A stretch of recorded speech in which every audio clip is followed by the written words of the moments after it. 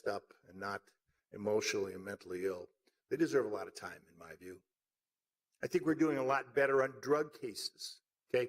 I've led a charge at the legislature for 7 years, and Ben Schweigert, who's here with me, many of you know, has helped us in changing the drug laws. Frankly, in short summary, what we've done is we say, if you are an addict and a minor user, or even a minor seller, I'm not convinced that society does better if you end up in Stillwater. I think what you need is treatment, and we need to recognize that, and we need to hold people accountable and get that treatment. We now can do that better with the change in the legislature. And if you're a big-time dealer, your addiction is greed. I don't know medical treatment for greed, but I do know if they're in the big house, they can't satisfy their greed. And we are aggressive about those, and we should be. Now, there are some folks in Washington who think we ought to reverse and go back to the old model. Well, your county attorney doesn't. And I think we do better when we use drug court. We divert people who have addiction problems. Sometimes it costs more money in the short term. It's a lot better to do that. And if we hadn't had support from so many people, it wouldn't have occurred. Let's talk about crime downtown for a moment. Okay? It's a difficult situation, and everybody's working hard at that. I went to a downtown council meeting yesterday on safety. It's amazing about all the law enforcement agencies. It's exciting about having people from the youth coordinating board and their folks as outreach people there. That's really the issue with some of this crime. Downtown Minneapolis is vibrant in the evening. It's fun to walk down Hennepin Avenue after you go to a movie at 10 o'clock. And tragically, it's not a lot of fun to walk around there at 2 a.m., and we continue to work in that. But I got to say, the last time I was down, we had cops on foot, we had cops on scooters, we had cops on bikes, we had cops in cars, and not only Minneapolis police, but other police departments as well. I think you all, your leadership and that of the police departments and downtown council, which is extraordinary. Some of us can remember when the downtown business district thought that all of the questions of public safety landed only in the government.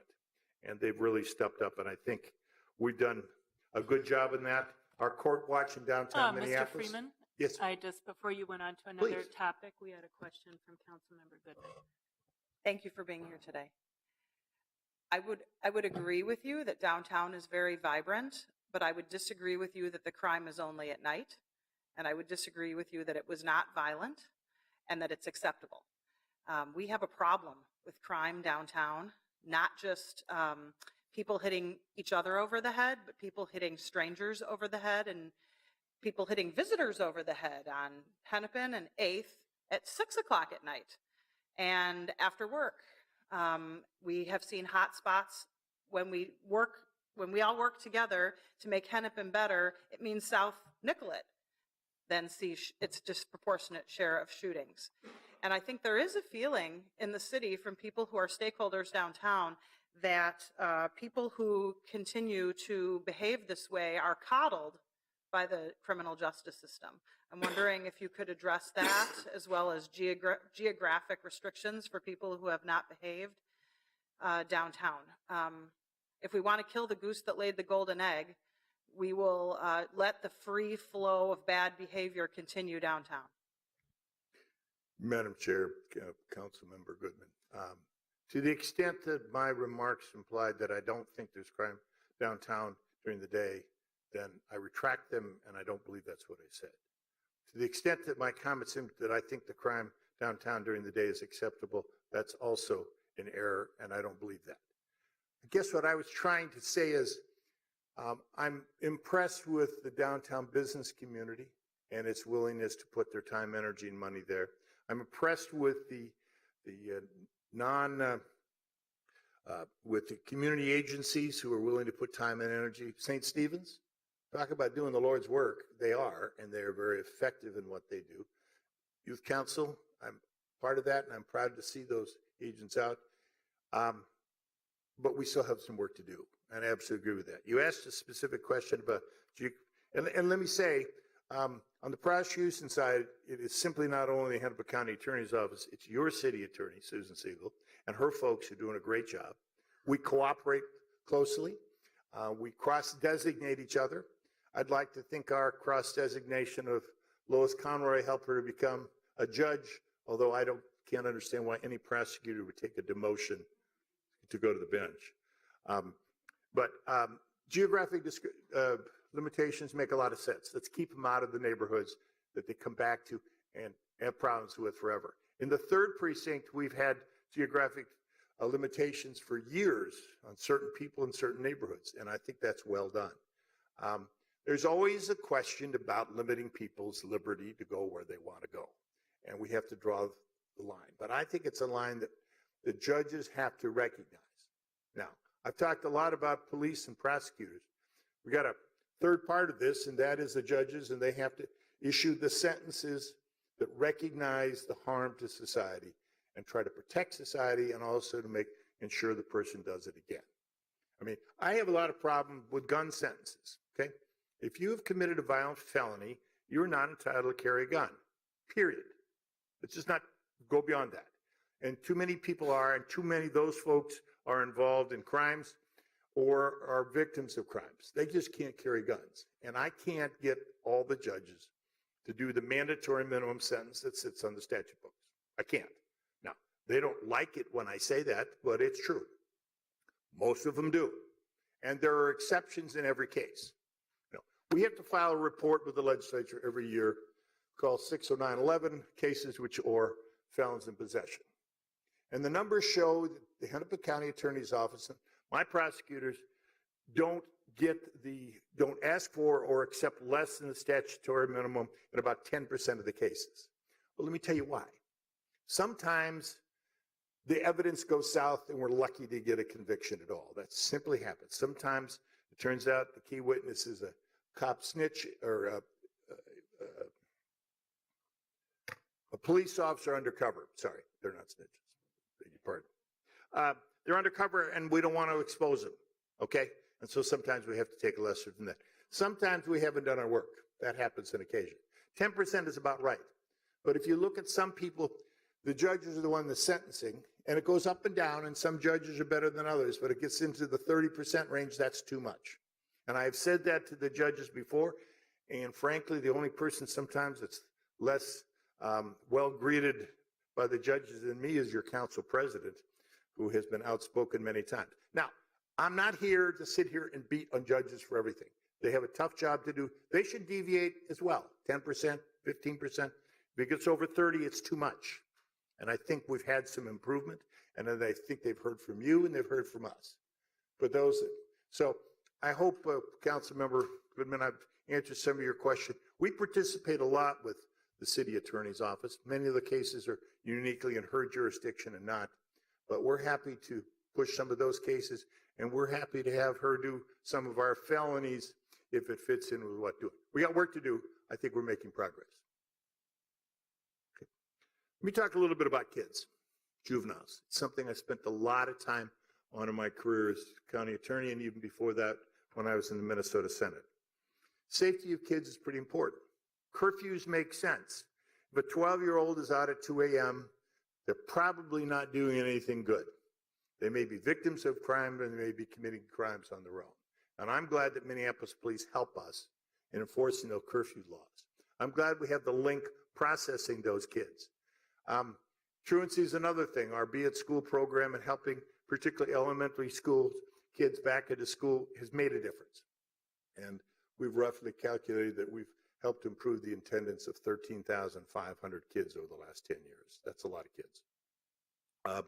But we've also worked really hard on juvenile diversion. That is, a whole lot of kids, including little Mikey Freeman or little Timmy Dolan, your former police chief, made mistakes in Minneapolis. And Minneapolis finest found us, and they took us to the station, and then they took us home to our fathers. Or worse, in my case, called my father to pick me up. The former Marine Corps colonel was not very generous with his son. He never touched me. He didn't have to. But he scared the heck out of me, and I was lucky because I had a father who did that. A lot of kids don't have a father or mother who was there, and sometimes there's no parent at home. Police do a good job with that kind of diversion. We do as well, and we try to make sure that kids who make a more minor mistake don't carry that burden with them the rest of their life.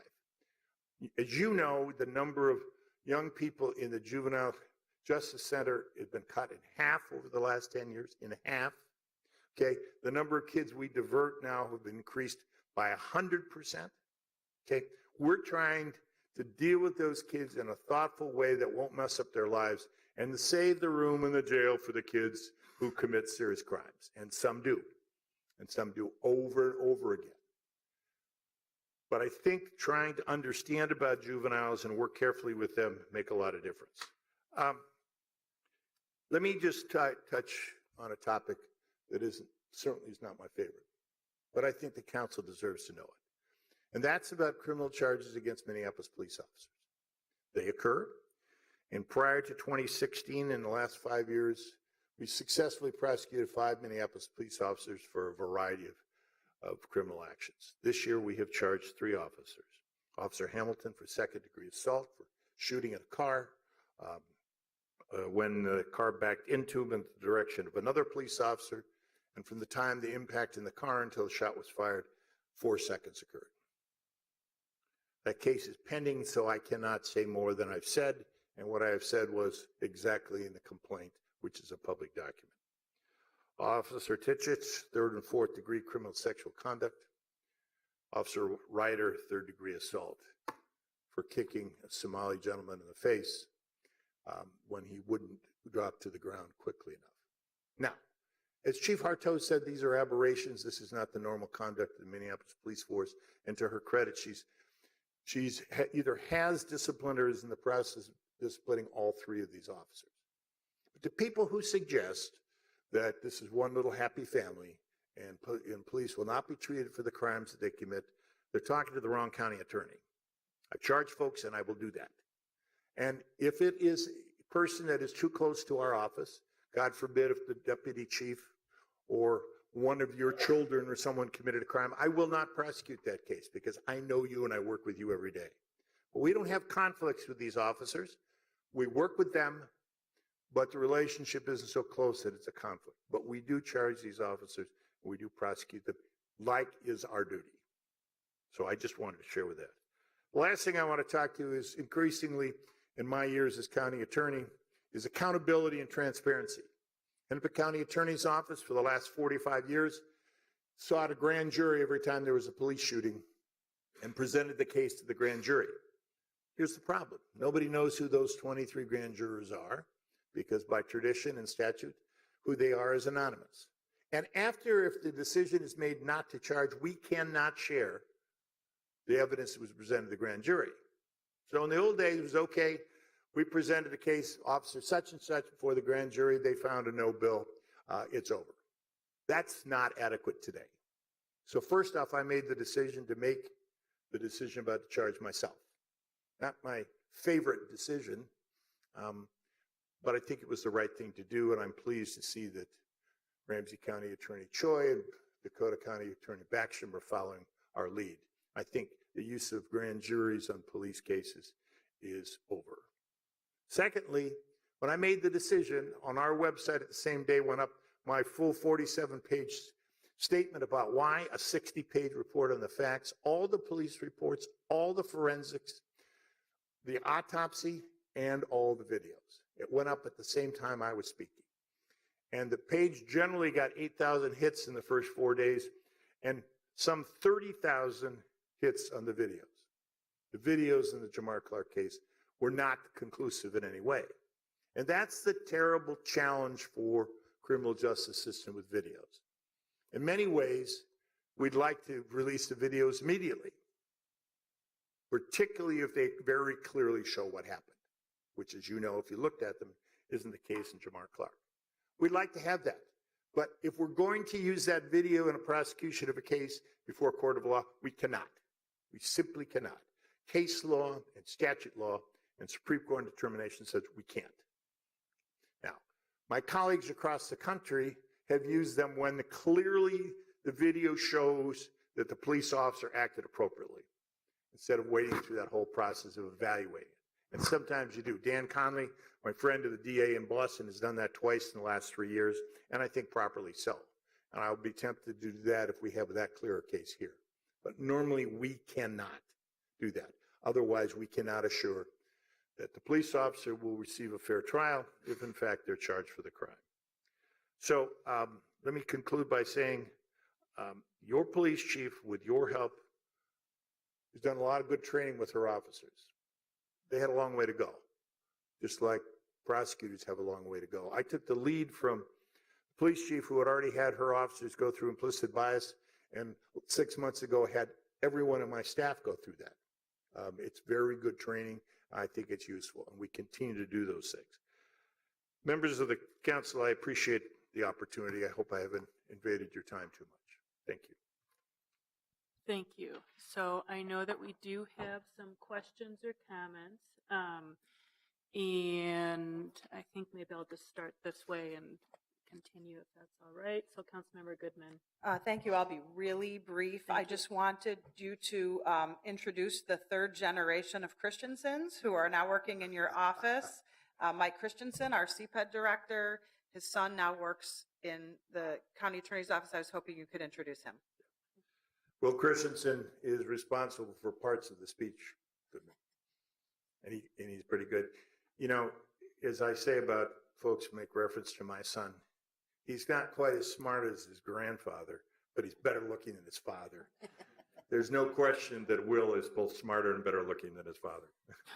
And to be fair, Madam Chair, third generation public servant, his grandfather, father, and now Will working in the county attorney's office. It's pretty amazing. Thank you. Councilmember Yang. Thank you, Madam Vice President. County Attorney Freeman, you had talked about prosecuting MPD officers, and talked about this situation where there may be a cozy relationship between, let's say, a police officer and or a deputy chief and your office, and in those situations where there might be a conflict of interest. I mean, could you just explain to the general public, I mean, what typically happens? Madam Chair, Councilmember Yang, we've had a conflict policy in our office, and most prosecutors do, and we treat conflicts. I have gotten several cases from County Attorney Choi and Ramsey. One was a priest case in which the priest had been County Attorney Choi's priest. I wouldn't want to prosecute a case of one of the pastors at the church I go to. That kind of personal relationship. And most of us are very close about that. I mean, that's why, God forbid, if one of you all case, I wouldn't. I work with you. But, Minneapolis police have some 900 sworn officers. And so many of those sworn officers are unknown to me or majority of people in the office. And ultimately, I make the decision in cases. Now, I delegate that in a lot. But trust me, any police case, I make the call. And if I believe I know that officer who it is, I will send it out. And if the prosecutor is assigned to it as a relationship, we'll find a new prosecutor within the office. But I don't want to send all my tough cases elsewhere. There's some people who've suggested that all police cases should be sent out. Okay. Well, I send all of mine. Where do I send them? I give them to Choi in Ramsey County? That's kind of not fair. Okay, so then I send them to all the other 7 metro counties, and I take theirs, and that's about equal in number. And I was elected to do this job. I appear before you, although you don't set my salary like the county board does. But I listen to you, and I'm here.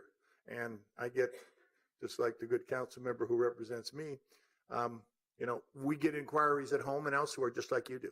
I think it's important that people be able to look me in the eye. They're not going to go, no, Pete Orpett in Washington County, notwithstanding he's a great county attorney. So I think I want to keep all the cases I can. If there's a conflict in which we feel uncomfortable doing it, or frankly others do, we will usually send it away.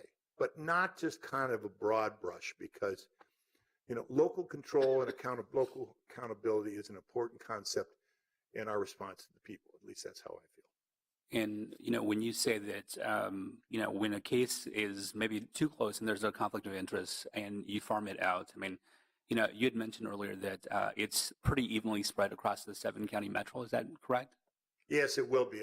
And when we send it out, that means we wash our hands of it. We have no further contact in the case. Now, the case will still be tried here, and the assistant Ramsey County attorney who's assigned the case will come here and assign it.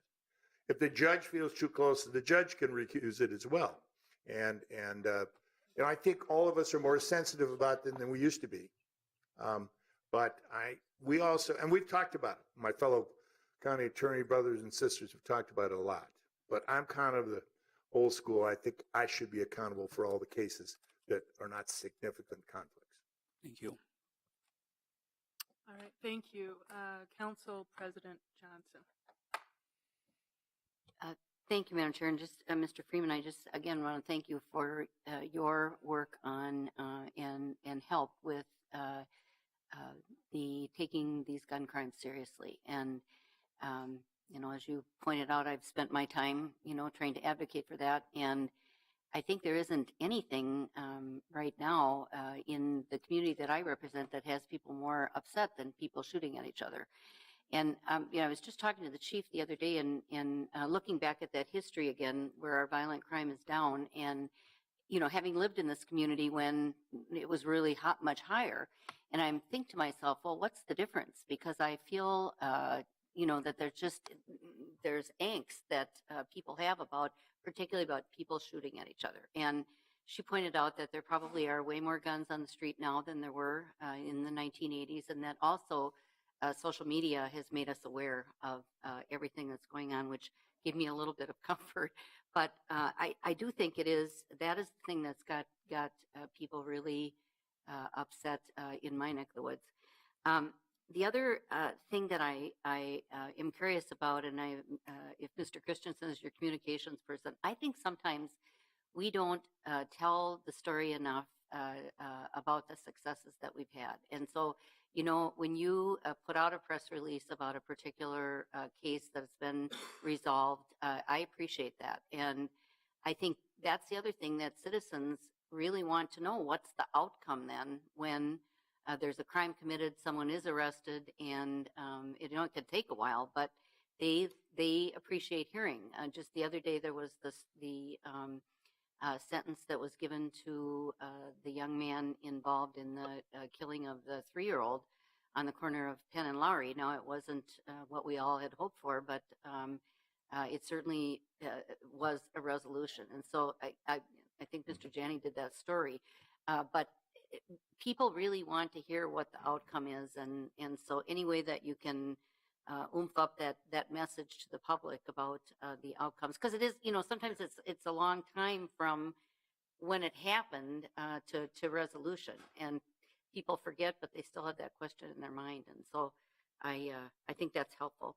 The other thing I want to thank you for, and Councilmember Glidden reminded me of this, but your office has been working really hard with us on nuisance properties. And Gail Baez is just a fantastic person to work with. That's a real challenge, again, in the community that I represent. And so that coordinated effort, and boy, we have everybody at the table there, including tax forfeited people, the property people at the county, and our city staff and regulatory services. And it makes a difference and helps us solve these problems that are, so troublesome to neighbors. So I want to thank you for that work too. Thank you. Madam Chair, Council President Johnson, thank you. Yeah, guns have not gotten better. There are more on the street, it's clear. I've been kind of excited hearing some gun shops around here are having more difficulty with law enforcement, and I think appropriately so. It's all of our work to do. When I first became county attorney, as you know, we collected over 6,000 guns in one weekend in our gun back. And I thought that might make a little difference. I'm not sure it really did. But what we can do is to make sure that people know that we're going to prosecute them.